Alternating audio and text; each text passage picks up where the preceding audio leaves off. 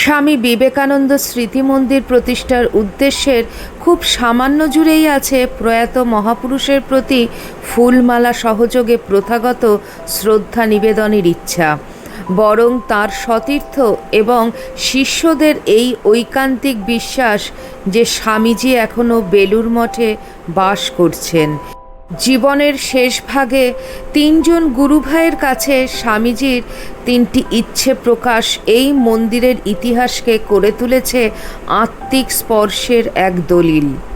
মন্দিরটি এখন যেখানে দাঁড়িয়ে গঙ্গা তীরের সেই বেলগাছ দেবদারু গাছ সংলগ্ন জায়গাটির উল্লেখ করে সতীর্থ স্বামী ব্রহ্মানন্দ মহারাজ অর্থাৎ রাখাল মহারাজ, যিনি তখন রামকৃষ্ণ মঠ ও মিশনের প্রেসিডেন্ট মহারাজ ছিলেন, তাকে স্বামীজি বলেছিলেন, রাজা, আমায় এখানে একটু জায়গা দিতে পারিস?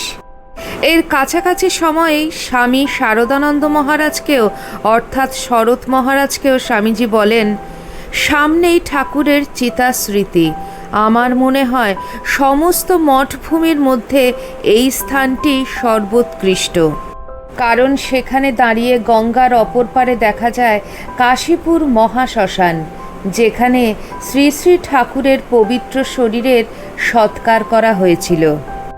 দেহত্যাগের 3 দিন আগে ওই জায়গাটির বিষয়ে স্বামীজির শেষ কথা ছিল স্বামী প্রেমানন্দের কাছে অর্থাৎ বাবুরাম মহারাজের কাছে।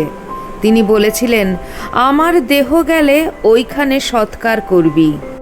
সেই স্থানেই গড়ে উঠেছে স্বামীজির স্মৃতি মন্দিরটি। সেই পথ চলা এতটুকুও মসৃণ ছিল না। অনেক বাধা, অনেক প্রতিকূল অবস্থা পেরিয়ে আজ তা সমগ্র বিশ্বের কাছে এক পবিত্র তীর্থভূমিতে পরিণত হয়েছে। সেই পথ চলা ঠিক কেমন ছিল, আসুন জেনে নেওয়া যাক। নমস্কার, life stories with Soma YouTube চ্যানেলের সকল দর্শক শ্রোতা বন্ধুকে আমন্ত্রণ জানাই আমার আজকের ভিডিওটিতে। এ তো কেবল একটি স্থাপত্য বা অহেতুক ভক্তি প্রাবল্যের ইতিহাস নয়, এই ইতিহাস স্বপ্নের, শ্রমের, ব্যর্থতার, সাফল্যের এবং সর্বোপরি এক দেবতুল্য স্বার্থশূন্য মানুষের প্রতি নিখাদ ভালোবাসার। 100 বছরেরও বেশি সময় অতিক্রম করেছে বেলুড় মঠের স্বামী বিবেকানন্দ স্মৃতি মন্দিরটি।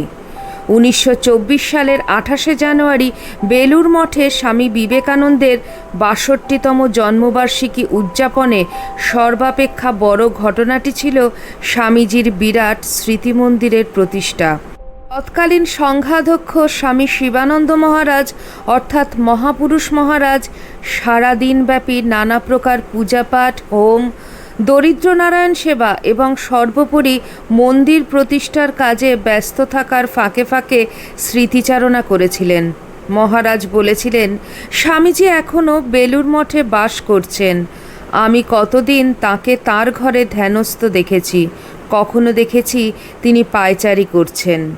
1902 সালের 4 জুলাই স্বামী বিবেকানন্দের আকস্মিক মহাপ্রয়াণে কিছুটা অভিভূত হয়ে পড়ে মঠস্থ জীবনধারা। তাঁদের আদরের যে নরেনের মধ্যে শ্রী শ্রী ঠাকুরের আদর্শকে জাজল্যমান প্রত্যক্ষ করে দল বেঁধেছিলেন একদা দক্ষিণেশ্বরে যাতায়াত করা কিছু সম এবং অসমবয়স্ক বন্ধু, সেই নরেনের স্মৃতি ধরে রাখতে পরবর্তী ধাপ কী হতে পারে সেই চিন্তাস্রোত যেন কদিনের জন্য থেমে গিয়েছিল প্রাথমিক বিহ্বলতায়। তবে অতি বড় বিরহের মুখেও ঋজুতা প্রদর্শন ভারতীয় সন্ন্যাসের আদর্শ। তাই স্বামীজির প্রতি অকুণ্ঠ প্রেম এবং সামূহিক শোকের প্রতি বৈরাগ্যের যুগপৎ ছোঁয়া পাওয়া যায় সে বছর জুলাই মাসের 24 তারিখে অলি বুলকে লেখা স্বামী শারদানন্দ মহারাজের চিঠিতে। মহারাজ লিখেছিলেন, যে স্থলটিতে স্বামীজির পূত শরীরের দাহকার্য সম্পন্ন হইয়াছিল তথায় একখানি মন্দির এবং মধ্যে মধ্যে মঠে অভ্যাগত সাধু সকলের নিমিত্ত তৎসংলগ্ন একখানি বিশ্রামাগার নির্মিত হইবে। সন্ন্যাসীদের একে অন্যকে লেখা পরপর কিছু চিঠিতেই এই মন্দির নির্মাণের প্রাথমিক ভাবনা ধরা পড়ে। এমনকি 1902 সালের 19শে সেপ্টেম্বর তারিখে কলকাতার টাউন হলে গঠিত হয় একটি স্মৃতিরক্ষা কমিটি। তবে যে কোনো ভাবনাকে সাকার হওয়ার জন্য নানাবিধ সমস্যা পেরোতে হয় এবং সে পথে একটি বড় সম্বল আর্থিক সহায়। মঠ ও মিশনের আজকের সচ্ছলতার নিরিখে দেখলে অবাক হতে হয় যে 1906 সাল পর্যন্ত অর্থাভাবে স্বামীজির মন্দির নির্মাণ বা মঠের প্রাচীর নির্মাণ দূরের কথা, গঙ্গার জোয়ার থেকে বাঁচাতে পোস্তা গাঁথা, ঘাট বাঁধানো, এমনকি রামকৃষ্ণ ভাবের প্রচার ও প্রসারের কাজ পর্যন্ত যে স্থগিত হয়ে যাচ্ছে মাঝে মধ্যেই, সুদূর আমেরিকায় স্বামী অভেদানন্দকে এক উদ্বিগ্ন পত্রে জানান সংঘাধ্যক্ষ স্বামী ব্রহ্মানন্দ মহারাজ। অবশেষে সামান্য অর্থানুকূল্যে 1907 সালের 10ই মার্চ স্বামীজির স্মৃতিমন্দিরের ভিত্তিপত্তন হয়।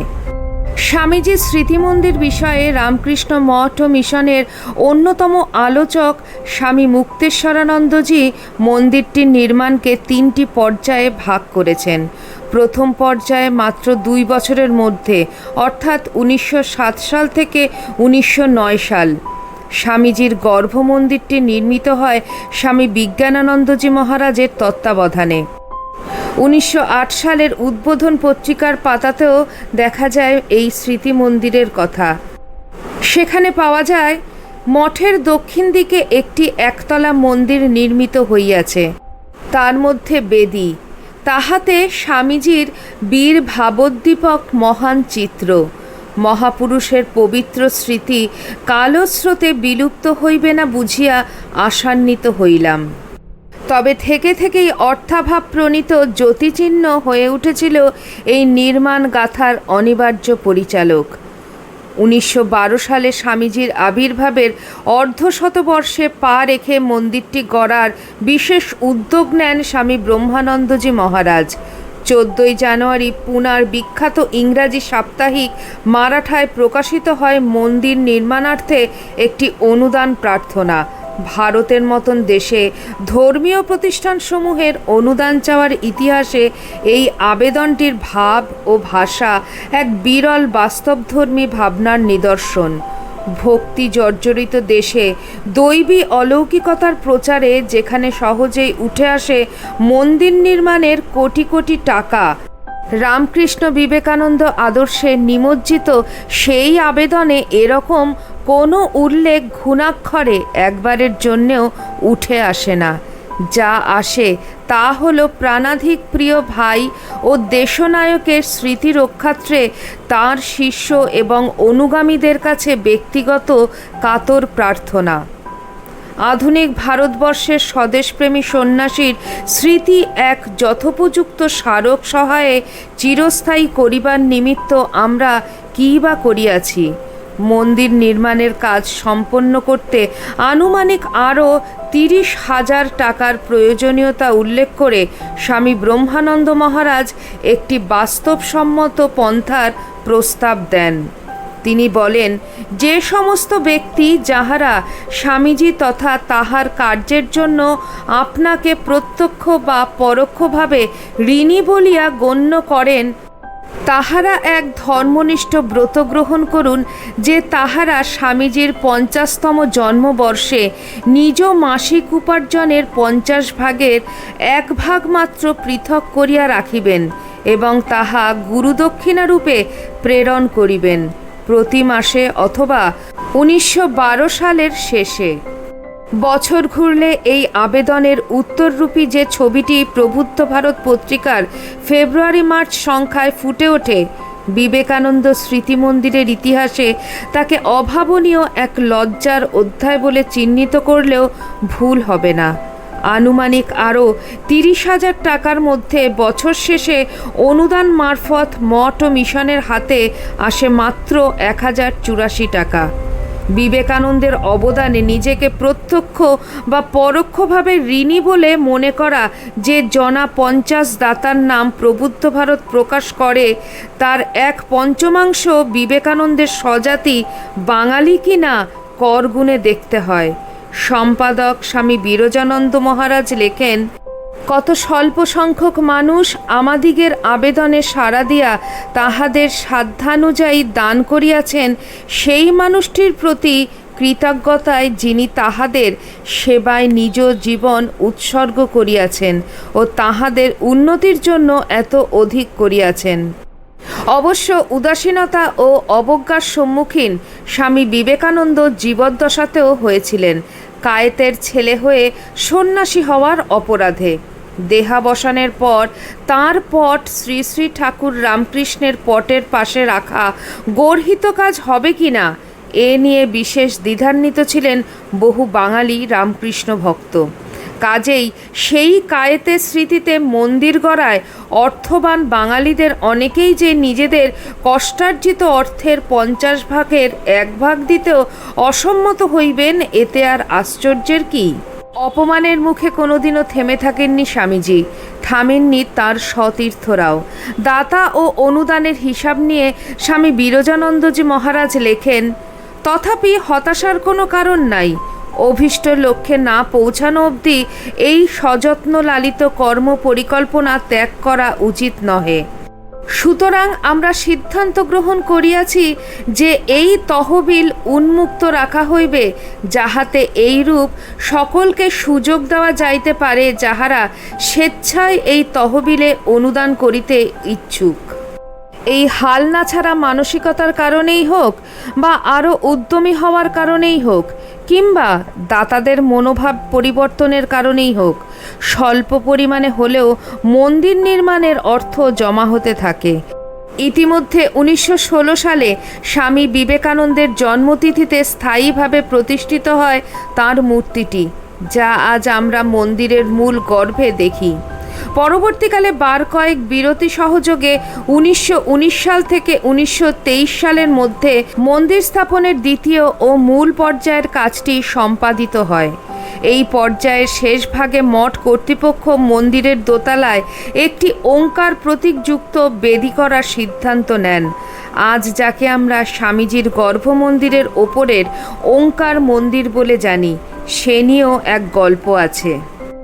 উত্তর ভারতীয় নাগর রীতির মন্দির স্থাপত্যে গর্ভগৃহই মন্দিরের প্রাণ এবং তার অবস্থান সবসময় উঁচুতে, সিঁড়ি বেয়ে তাতে পৌঁছতে হয়। কিন্তু স্বামীজির মন্দির গড়ে তোলার সময়ে আশেপাশের জমি সমান করে নেওয়া এবং গঙ্গার পোস্তা বাঁধানোর কাজটি করতে গিয়ে হলো এক বিপদ। স্বামীজির গর্ভমন্দিরের জমি চারপাশের চেয়ে বেশ কিছুটা নিচু হয়ে গেল, কিন্তু মন্দির নির্মাণের দায়িত্ব মূলত যার হাতে ছিল সেই স্বামী বিজ্ঞানানন্দজি মহারাজ প্রত্যক্ষ সাক্ষী ছিলেন মন্দির স্থাপত্য নিয়ে স্বামী বিবেকানন্দের ভাবনার। ভাবিকালের শ্রীরামকৃষ্ণ মন্দির, আজ আমরা যাকে বেলুড়ে শ্রী শ্রী ঠাকুর রামকৃষ্ণ পরমহংসদেবের মূল মন্দির বলে জানি, সেটি কেমন হবে সে নিয়ে কথা বলতে গিয়ে স্বামীজি উল্লেখ করেছিলেন, মন্দিরের মধ্যে ঠাকুরের বেদির ওপরে থাকবে একটি ওঙ্কার। কারণ সম্প্রদায়পূর্ণ জগতে শ্রীরামকৃষ্ণদেব আরও এক নতুন সম্প্রদায় তৈরি করার জন্য আসেননি। অন্যত্র তাঁর বক্তৃতায় স্বামী বিবেকানন্দ বলছেন, আমরা যে মন্দির প্রতিষ্ঠা করিবার কথা বলিতেছি, উহা অসাম্প্রদায়িক হইবে, ওঙ্কারেরই কেবল উপাসনা হইবে। স্বামীজির এই দর্শন ও নাগর স্থাপত্য রীতিকে অদ্ভুতভাবে মিলিয়ে দিলেন স্বামী বিজ্ঞানানন্দজি মহারাজ। একতলা স্মৃতি মন্দিরের ছাদই হয়ে উঠল ওঙ্কার মন্দিরের গর্ভগৃহ, সিঁড়ি বেয়ে সেখানে ওঠা। আর হিন্দু ধর্মের হাজার বিভেদের ঊর্ধ্বে অসাম্প্রদায়িক সেই প্রতীকের নিচুতলে তার নশ্বর শরীরের দাহক্ষেত্রে মঠ জমিতে বিবেকানন্দ রইলেন ধ্যানমগ্ন, প্রথিত। স্বামীজির শিষ্যা সিস্টার নিবেদিতা এবং স্বামীজির ভক্ত শ্রীমতী লেগেটের আর্থিক অনুদানের প্রচেষ্টায় মন্দিরের অভ্যন্তরে স্থাপিত স্বামীজির মার্বেল ভাস্কর্যটি স্থাপন করা সম্ভব হয়েছিল। প্রথমে স্বামীজির একটি ছোট ভাস্কর্য স্থাপন করার সিদ্ধান্ত নেওয়া হয়েছিল। ক্রমবর্ধমান খরচের কারণে এর থেকে বড় ভাস্কর্য স্থাপনের কথা ভাবা সম্ভব হয়নি। কিন্তু যখন স্বয়ং শ্রীমতী লেগেট একটি বড় মার্বেল ভাস্কর্যের প্রস্তাব দিলেন, তখন সিস্টার নিবেদিতার আনন্দের সীমা রইল না। তিনি লিখেছেন, ওই আকারটি হবে চমৎকার। এটি স্বামী বিবেকানন্দের মন্দিরকে আরও মহিমান্বিত করে তুলবে। মার্বেলের এই ভাস্কর্যটি জয়পুরে তৈরি হয়েছিল। সিস্টার নিবেদিতা লিখেছেন, ভাস্কর মার্বেল পাথরটির সামনে একটি ছোট পূজা ও অর্ঘ্য নিবেদনের মাধ্যমে কাজটি শুরু করেছিলেন। তারপর তিনি পাথরে আবৃত স্বামীজির কাছে আকুলভাবে প্রার্থনা করলেন, স্বামীজি, কৃপা করে আমার হাতে নিজেকে প্রকাশ করুন। তিনি সকাল 8টা থেকে সন্ধে 7:30 পর্যন্ত একটানা কাজ করেন, শুধু দুপুরের খাওয়ার জন্য বিরতি নেন। তিনি আমাকে জানিয়েছিলেন যে কাজটি যদি আমাদের সন্তুষ্টি অনুযায়ী সম্পন্ন না হয় তবে তিনি এর জন্য 1 টাকাও নেবেন না, তিনি সমস্ত টাকা ফেরত দিয়ে দেবেন। স্বামীজির এই মার্বেল ভাস্কর্যটি 1913 সালে মন্দিরে অনাড়ম্বরভাবে স্থাপন করা হয়েছিল এবং সেখানে স্বামীজির পূজা শুরু হয়। নির্মাণ কাজ আরও দীর্ঘায়িত হওয়ায় তা 1923 সালের শেষ নাগাদ সম্পন্ন হতে পেরেছিল। স্বামী বিজ্ঞানানন্দজি মহারাজ মন্দির নির্মাণের তত্ত্বাবধান করতেন। কাজ শুরু হওয়ার আগে তাকে স্বামীজির চিন্তায় মগ্ন দেখা যেত। তিনি অনবরত স্বামীজির কথা বলতেন এবং স্বামীজির ধ্যান করতেন। তখন তিনি এলাহাবাদের রামকৃষ্ণ মঠে থাকতেন। তিনি প্রায়শই নিকটবর্তী ভরদ্বাজ আশ্রমে যেতেন এবং সপ্তর্ষিদের মূর্তি দেখে গভীর মনোযোগে তাদের পর্যবেক্ষণ করতেন, কারণ শ্রী শ্রী ঠাকুর রামকৃষ্ণ পরমহংসদেব স্বামীজিকে সপ্তর্ষি মণ্ডলের অর্থাৎ 7 ঋষির মধ্যে একজন হিসেবে দেখেছিলেন। এমনকি স্বামী বিজ্ঞানানন্দজি মহারাজ তাঁর ঘরে সপ্তর্ষি মণ্ডলের একটি তৈলচিত্র তৈরি করিয়েছিলেন। মহারাজজি বারবার বলতেন, স্বামীজি এই ব্রহ্মাণ্ডে সর্বব্যাপী, কিন্তু তার বাসস্থান হল সপ্তর্ষি মণ্ডল। স্বামীজির মন্দির এবং তার ওপরের তলার ওম মন্দিরটি 1924 সালের জানুয়ারি মাসে জনসাধারণের জন্য উন্মুক্ত ঘোষণা করা হয়েছিল। শ্রী শ্রী ঠাকুর একবার স্বামীজিকে শিব এবং নিজেকে তাঁর শক্তি বলে উল্লেখ করেছিলেন। এমন নজির আছে যে স্বামীজির কয়েকজন গুরু ভাই স্বামীজিকে ভগবান শিব রূপে দর্শন লাভ করেছিলেন।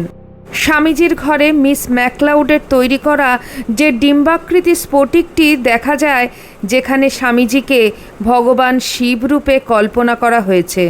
প্রতীকীভাবে স্বামীজির মন্দিরের চূড়াটি 9 ফুট লম্বা একটি ত্রিশূল দিয়ে সজ্জিত, যা ভগবান শিবের প্রতীক।